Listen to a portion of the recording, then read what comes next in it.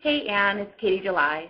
I don't make a ton of video responses because I feel like I babble enough in my own videos, but I was watching your video this morning in which you said you have a surgery date, congratulations, and that you are scared, and you were asking if anyone else had felt that way too.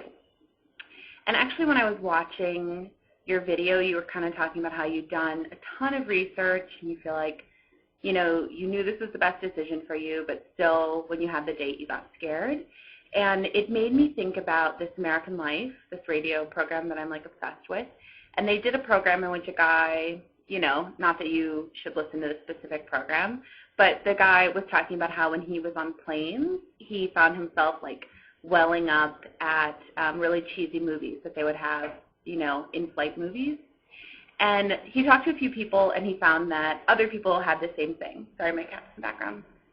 So he talked to scientists about, he went out and tried to figure out, like, why are people more likely to cry when they're on airplanes watching movies than movies that wouldn't affect them at all in their normal life. This is a very long setup. And basically, one of the scientists was talking about how, your brain evolves really slowly, or human brains evolve very slowly, much, much, much slower than technology, obviously. So there's a huge, when a squirrel runs into the road, this is how he described it, when a squirrel runs into the road and it sees headlights, there is no part of that squirrel's brain that has yet evolved to understand what headlights are. And so it's like thousands of years of, only having animals out in the wild freaks out, and it doesn't know to just keep running across the road. It like freezes and it gets squashed. So with humans, even though rationally we understand, okay, getting on the airplane statistically is safe, statistically it's safer than being in a car, statistically it's safer than being in a train or even walking down the street. It's the fastest way and the most economical way to get from point A to point B. There is still some part of our squirrel brain when we're on that plane that is freaking out, even if like we don't feel it on the surface. And that's why, you're more emotional, you're more likely to get emotional when you're on a flight, which totally makes sense. I mean, I think about, I don't have crazy fears of flying, and I've flown a bunch of places, and I've been abroad a bunch of times, but I mean, I still cross my fingers when we take off and land. You know what I mean? Like, it's still, there's that moment of like, OMG, we're in a, metal cylinder hurtling through space. Like, that's terrifying.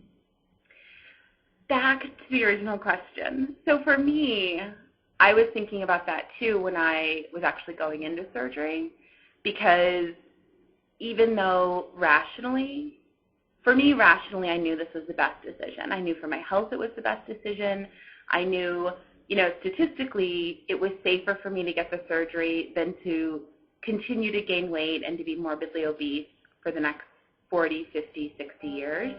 I knew statistically it was a smarter way for me to get healthy than not getting healthy and not being able to have kids, and definitely getting diabetes. I mean, all my parents and my grandparents had diabetes, and et cetera, et cetera, et cetera. So that's like the, technology, rational, now we can do surgery, we can cut into people and they can survive and it can be a good thing.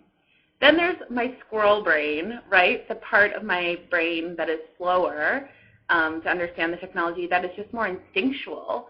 And that part of my brain is like, OMG, they're going to cut into me. Like, I'm going to lay down and let someone take a knife and do what they want with it. And I think I know that there are people who go into it without any fear, but I think those people are rare. I don't know. I mean, I think they're few and far between. I mean, I didn't have any doubts the day of surgery. Like, I knew I had fought for it, and I knew I just had such a level of trust in my surgeon and that this was the right decision for me, and I had done, a ton of reading in terms of what I'd need to do afterwards.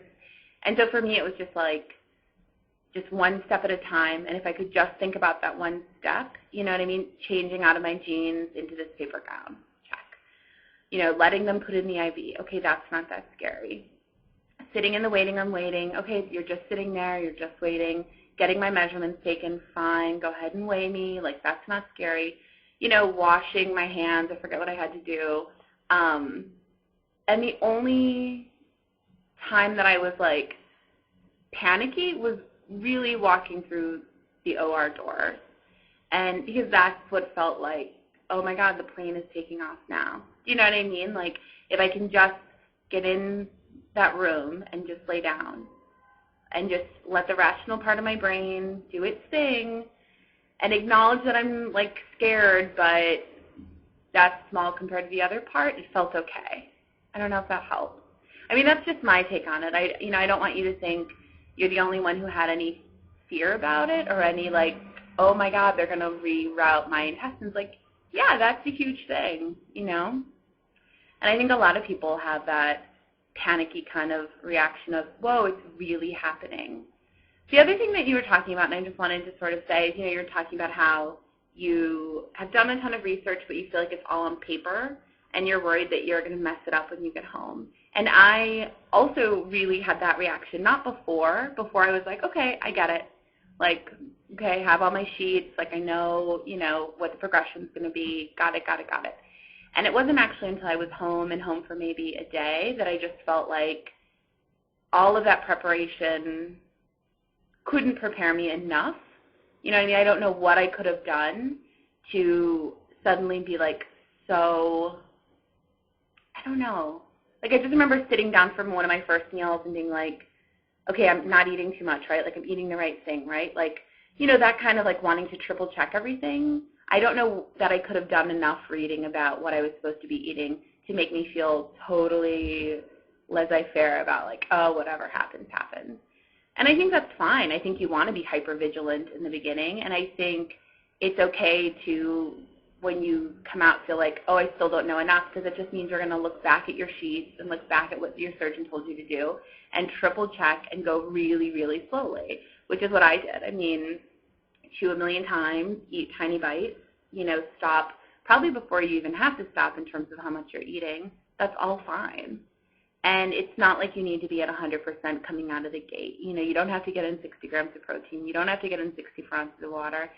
You can take time, and it can take you a few weeks to feel like you're in the groove and you can eat without, you know, needing to really hyper-vigilant, you know, monitor what you're eating. Like, that's fine, and that's totally normal, and that happens for everyone. And if you mess up, you mess up. I mean, a few people have complications, obviously, but for the most part, you know, when I moved too quickly into solid foods, I threw up. And it's, you know, painful, but it's not permanently damaging. And throwing up was a huge signal from my body that I had messed up, and it let me figure out what I did wrong and then change it. Do you know what I mean? Like, it's not like if you go 1 centimeter beyond what you're supposed to do, it's not like you've destroyed it and it's over. It's like your body lets you know, and you get to pull back a full inch, if that makes sense. So hopefully that's helpful. I mean, and I hope you get a ton of other comments in terms of whether or not people were afraid. I think it's weird because it's something people don't tend to talk about a ton before the surgery. They just say they're nervous, but it's almost like talking too much about it increases it rather than calms them down. So maybe in retrospect people will talk about it more. But I'm really excited for your date, so definitely keep blogging as it gets closer.